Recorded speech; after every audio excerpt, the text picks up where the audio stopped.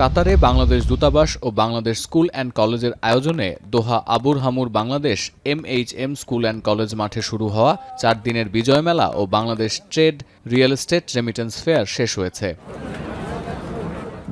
মেলায় শাড়ি, জুতা, ব্যাগ, গহনা, বাচ্চাদের কাপড়, কসমেটিক, ঘর সাজানো সামগ্রী, খাবারের দোকান সাজিয়ে বসেছিলেন প্রবাসী বাংলাদেশি ব্যবসায়ীরা। বাংলাদেশের থেকে বিভিন্ন ধরনের পণ্য এসেছে আপনার এখানে, মধু এবং খেজুরের গুড় এবং বরিশালের পেয়ারা, জারা লেবু, বড়ই সহ শীতকালীন যেসব ফল ফ্রুট সবকিছু এখানে পাওয়া যাচ্ছে। পাশাপাশি বাংলাদেশি ঐতিহ্যবাহী খাবার এবং পণ্য সমাহার এখানে রয়েছে। আমরা 10% ছাড়ের ঘোষণা দিয়েছি। আমি আশা করি যে কাতারে অবস্থানরত আমাদের প্রবাসী ভাইয়েরা বাংলাদেশ বিমানে, ওনারা বাংলাদেশ বিমানকে পছন্দ করেন এবং এই ছাড়ের ব্যাপারে ওনারা আরেকটু উৎসাহ বোধ করবেন। মেলার শেষ দিন প্রবাসী বাংলাদেশিদের পদচারণায় মুখরিত ছিল মেলা প্রাঙ্গণ। কাতারে বসবাসরত স্থানীয় প্রবাসী বাংলাদেশি ও বাংলাদেশ থেকে আসা শিল্পীদের পরিবেশনায় সাংস্কৃতিক অনুষ্ঠান ছিল মনোমুগ্ধকর। এ সাংস্কৃতিক অনুষ্ঠান উপভোগে প্রবাসী বাংলাদেশিদের মিলন মেলায় পরিণত হয় মেলা প্রাঙ্গণ। প্রবাসের মাটিতে এরকম জমজমাট মেলা দেখে উচ্ছ্বসিত প্রবাসী বাংলাদেশিরা।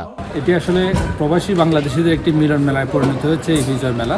প্রাণের উচ্ছ্বাস দেখা দিয়েছে, মনে হয় যেন নিজের মাটিতে বসেই তারা বিজয় উদযাপন করছে। 4 দিনব্যাপী মেলায় হাজার প্রবাসী বাংলাদেশি অংশ নিয়েছেন। প্রবাসী বাংলাদেশিদের আনন্দ দেওয়ার জন্যই এই রকম আয়োজন বলে জানালেন কাতারে নিযুক্ত বাংলাদেশের রাষ্ট্রদূত। প্রবাসী সবাইকে আন্তরিকভাবে ধন্যবাদ জানাতে চাই যে ওনাদের স্বতঃস্ফূর্ত অংশগ্রহণে এই অনুষ্ঠানগুলি 100% সফল হয়েছে। ওনাদের এরকম অব্যাহত সমর্থন পেলে আমরা ভবিষ্যতে এরকম আয়োজন করব। মেলায় অংশ নিয়েছে বাংলাদেশি 50টিরও বেশি প্রতিষ্ঠান। বাণিজ্য মেলায় জোর দেওয়া হয়েছে আবাসন খাত, তৈরি পোশাক, পাট, ব্যাংকিং, খাদ্যপণ্য, কৃষি, চিকিৎসা ও পর্যটন খাতকে। মেলায় অংশ নেয়া সেরা স্টলদাতাদের আকর্ষণীয় পুরস্কারও দেওয়া হয়েছে। এখন কাতার।